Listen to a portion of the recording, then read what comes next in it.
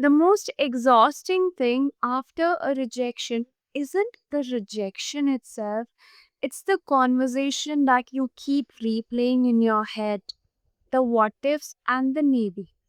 If only I had done something differently, then maybe things could have been better. It's a conversation that never ends because it was never honest to begin with. We don't like to sit with uncomfortable feelings. We either suppress them or escape into fantasy. We push the hurt down and we tell ourselves, I'm fine, I'm doing great, it doesn't matter. Or we build these elaborate stories in our head. Maybe they'll change. Maybe if I do things differently. Maybe if I wait a little longer. But here's what I have learned: anything that you suppress doesn't go away, it just goes quiet until one day it explodes. Anything you chase through an illusion only pulls you further away from what is real. So, the first step in dealing with rejection is simple but not easy. Have an honest conversation with yourself. And that honest conversation starts here. Ask yourself, am I walking away because I have genuinely tried, or I'm walking away because I'm scared?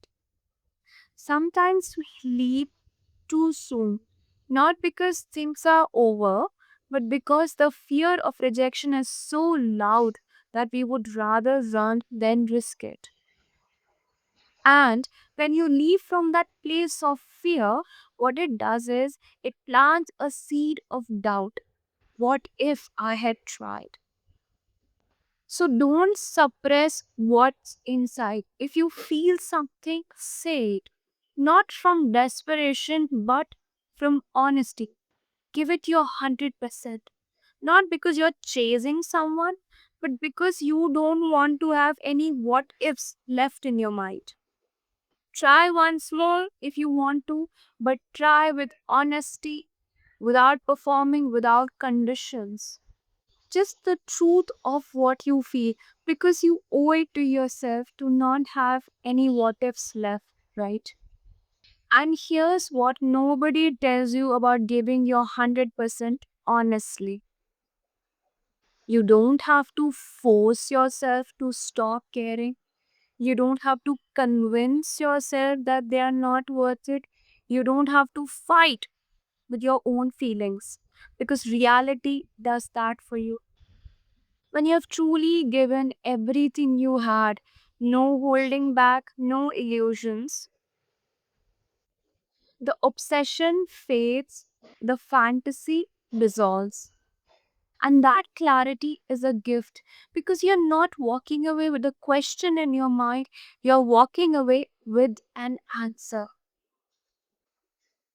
That's what reality does. It doesn't break you, it frees you. But through all of this, through the honesty, through trying, through letting go, please don't abandon yourself. Please don't lose yourself in someone else's story. And please don't shrink yourself to fit into a place that was never meant for you. You were always the priority.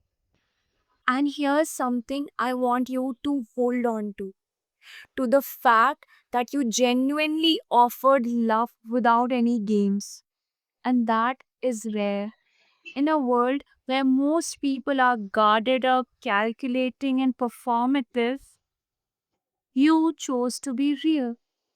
And that is not weakness, that is strength. Rejection doesn't define you, it reveals you. And what you have revealed is that you have the heart to love. Honestly, even when it wasn't met with the same way. Be proud of that and keep that heart open, not for them but for yourself. If this resonated with you, let me know your thoughts in the comments. And If you are in the middle of something heavy, don't worry, you are not alone. I'll see you in the next one.